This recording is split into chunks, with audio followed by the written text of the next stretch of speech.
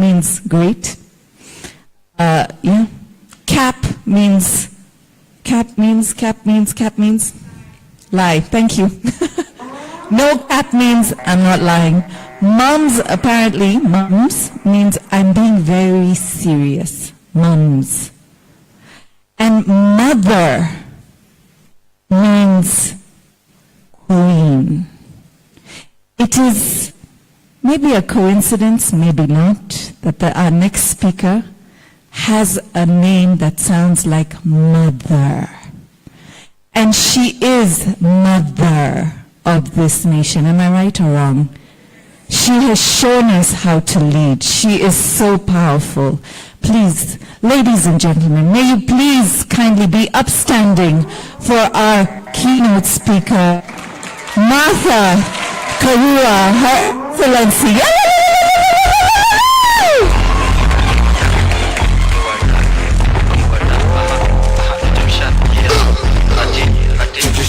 Thank you very much. Good morning, everyone. What a great day to see you all. We apologize for the late notice for this meeting. At the same time, we are so pleased to see that most of you made it and so many are still on the way. I identify myself with those who have spoken before me. Actually, we are building on each other's words. And I remember Catherine said, the way I understood it is affirm yourself, affirm others, claim your space. You heard what she had to do to get space. I thought, she's taking my words. My book, which is due for launch later this month, you will find somewhere, Catherine, where I had to do what you have had to do. So we need to meet often, share our stories, affirm each other, hold hands, and most importantly, create a sisterhood. I have heard Asha telling us to locate ourselves and locate each other. That's the sisterhood we are talking about. And without much ado, my address is entitled From Margins to the Main Stage, Women Rising and Redefining Kenya's Transformation. Today we gather here under the shadow of those who have come before us, giants, warriors, visionaries who fought for the freedom we enjoy, the rights we champion, and the future we must build. And in this respect, I want to remember Field Marshal Muthoni wa Kirima, who fought fearlessly with the Mau Mau to secure our freedom. Mekatilili wa Menza, the legendary Giriama leader who defied colonial power, showing us that resistance runs in our blood. Grace Onyango, our female then mayor, the very first female mayor in Kenya, very first elected female member of parliament. She shattered barriers, made history, and laid the foundation for women leadership. We remember our own late Nobel laureate, Wangari Maathai, who showed us that women can nurture not just the environment, but also democracy, peace, and justice. And we remember, and she is in this very room, the very first woman judge of the High Court and judge of the Court of Appeal, Effie Owuor, just in case you had not seen her.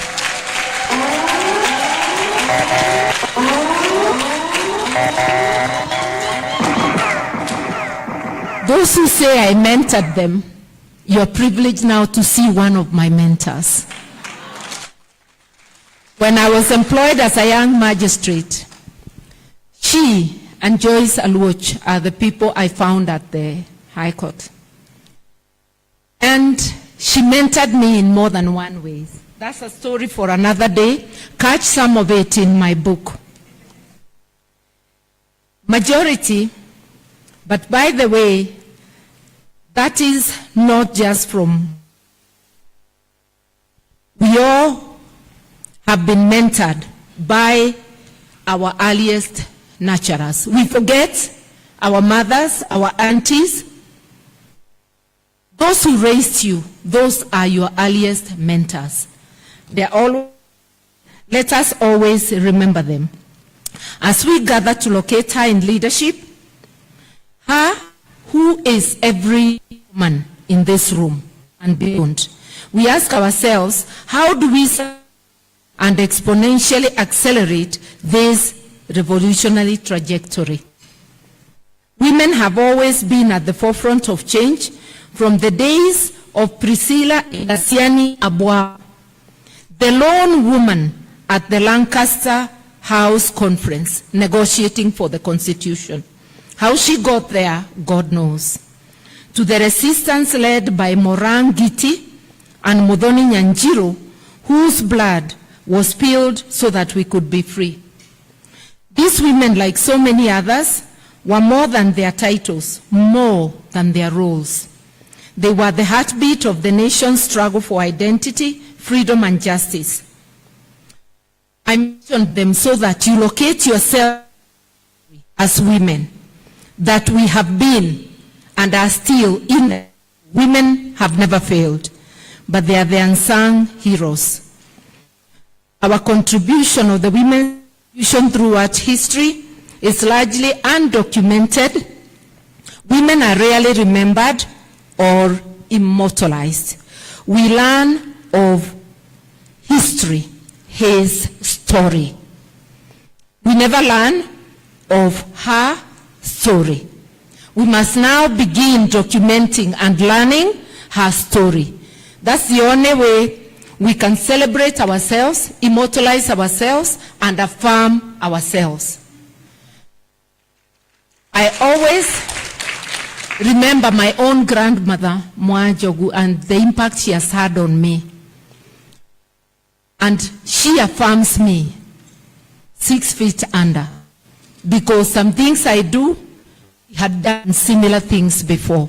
She, a graduate of the social school.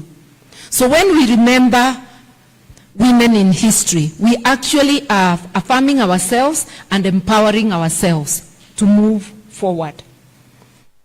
It is, I have already said it's time we celebrate ourselves, our socio, economic, and political impact, the impact we have made in this society. Let me say this, we merely not remember them. We are here to continue their revolution. We are here to remind ourselves that the fight for freedom is never truly over. It just takes new forms. Today, it is the fight for a society that enables everyone a fair chance and a dignified. And our Gen Z have already shown us that.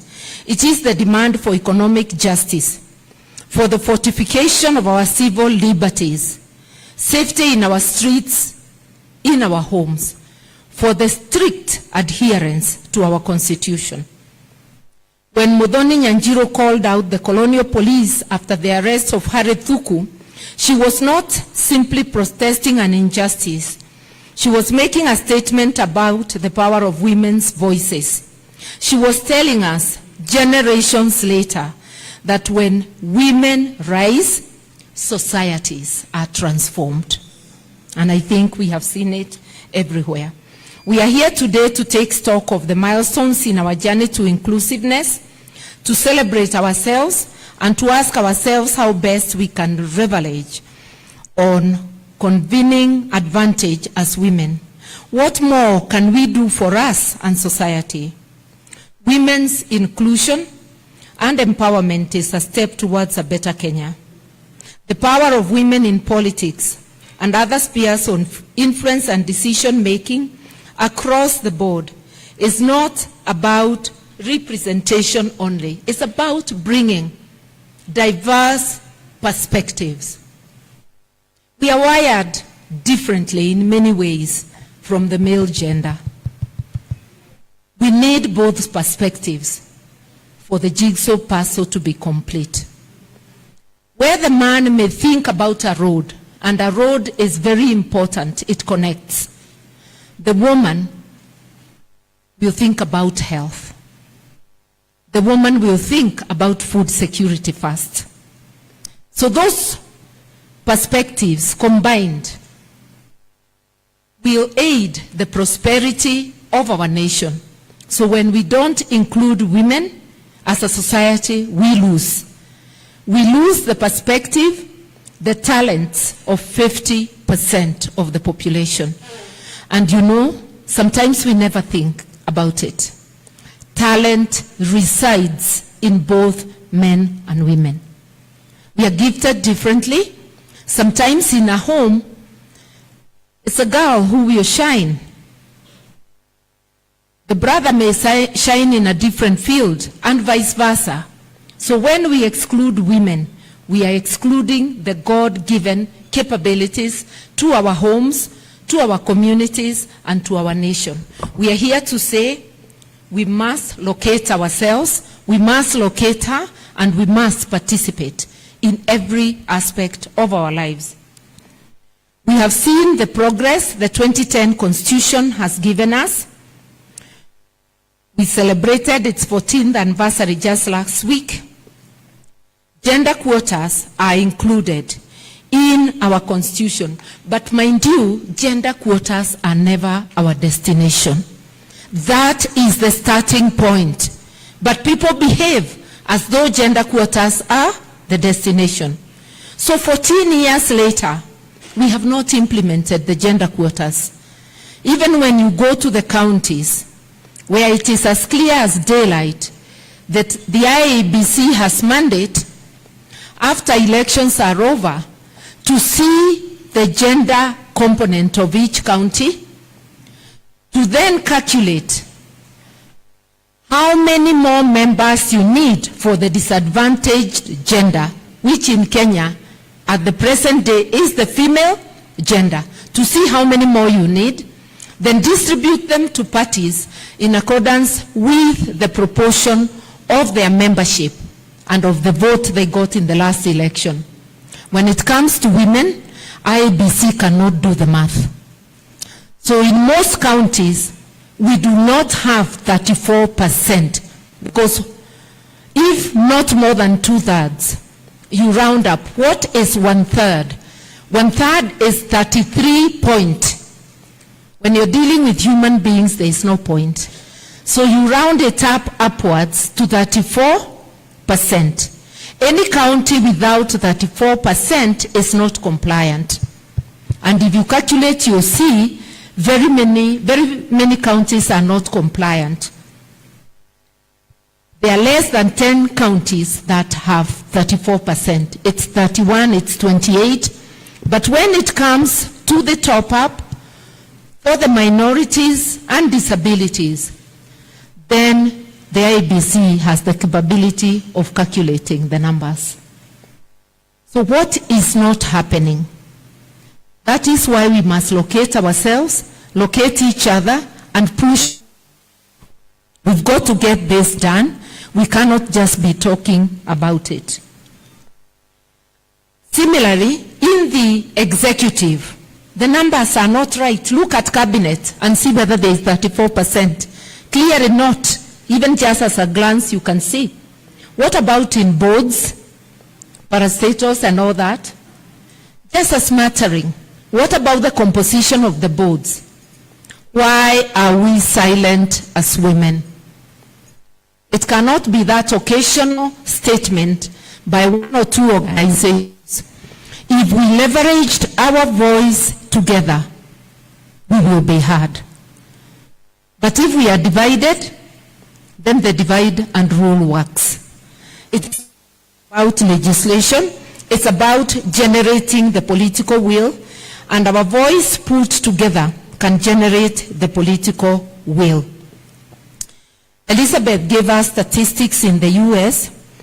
I'll tell you that in Kenya, women form only 26% of board members. Only 9% of board chair roles. And that is definitely below. If you go to the workplace, in parliament, women are 23%, way below the global average of 25. And we don't want to be on the global average. We have a constitution that gives us the starting point. We want 34%. And then we can march toward equality, which is 50-50. If you go to the workplace, a research done on 60 top companies in Kenya by Equilib found that only 12% top positions, CEOs, are held by women. Although it found that women in the workforce are 43%. If you are 43% in the workforce, what is so difficult about 34%? The Constitution does not exempt the private and the public sector. It doesn't distinguish. Article 27 just says not more than 2/3 of elective and appointive positions should be with the same gender. So, thank you. I hope, is this any better? Yes. Okay. So this is what we must be looking out for. Who will look out if it's not you and me? We are not asking for more than we should have. We are here to demand, because settling for less has never been our option. It's about reshaping Kenya into a land where every woman, from the farmer in Kirinyaga to the businesswoman in Nairobi, can rise, thrive, and lead without fear of discrimination. We are not just beneficiaries of the sacrifices of the past. We are, you are, the architects of the future. And when we see ourselves as the architects of the future, then we know our work is cut out for us. A future where women like Eunice Muringo Kiereine, the first African nursing chief officer, and the captains of industry here today continue to break barriers, build legacies, and inspire the next generation. I had hoped Eunice would be here with us today. She was not able to make it, her apologies, but we want to remember, we can't remember all of them because there are too many to mention, but we want us to remember that before us, women broke barriers and women covered the very first milestones of our Gen Z women, from the entrepreneurial spirit that drives our economy to the Gen Z leaders who took to the streets demanding accountability and transparency and justice. All these young women remind us that the revolution is ongoing and we must stand with them shoulder to shoulder to demand more.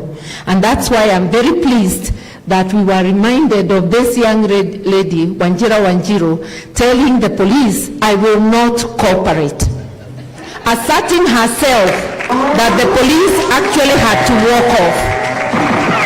They had the option of dragging her into the vehicle, but they got embarrassed and they walked off. Such is the strength of your voice, my voice, our voice together. And we must always remember that. In many countries, cultural barriers, discriminatory practices, violence against women, both in the private and in politics, remain significant hurdles. Normalization of discriminatory practices has led to bypassing of women in promotion at the workplace, in leadership positions.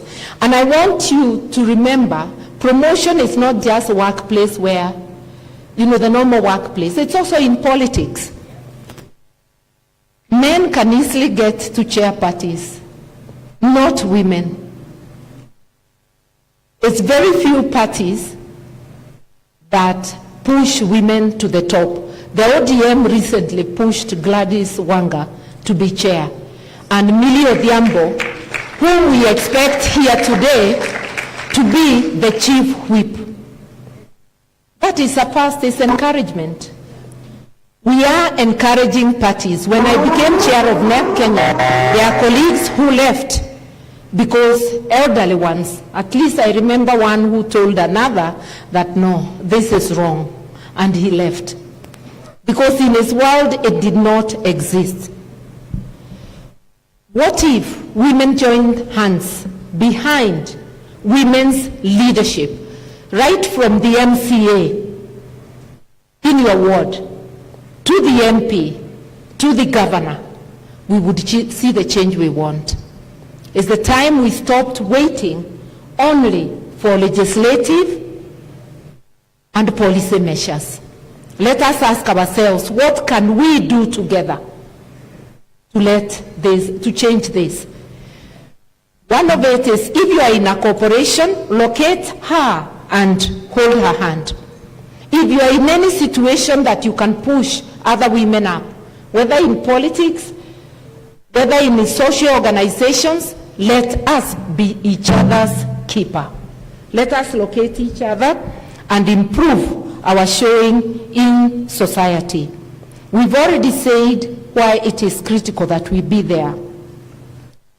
And Elizabeth has captured a study in the US that women-led companies tend to do better than male-led ones. What we are saying, I'm trying to paraphrase, what if in our school curriculum we included gender studies that promoted mutual respect between the genders? What if that was a subject our children learned from the elementary stage to the highest level? It's one of the powerful ways of changing. What if we as women, we are the nurturers, what if we became intentional in how we raise our children and make sure that we raise them to respect each other, both boys and girls, that we raise men who respect women? It's one of the fastest ways. In other words, what I'm trying to say, we also have not played our role completely. We are scratching the surface. We need to look at what more we can do without asking for help. We will ask for help, we will press, but there are things we can do also to improve the situation. Let us redefine what leadership looks like in Kenya. Let us together recalibrate the political culture of extraction. Look at what is happening. That we are overtaxed and the service delivery is below par. Look at the issues of accountability. It looks like we are beginning to go back to our comfort zone after the Gen Z protests. We have forgotten that accountability is still a big issue. Why would a police officer be summoned to court and fail to appear 6 times? And why would the court continue taking pleas? They should be returned to the police station to flood the police station.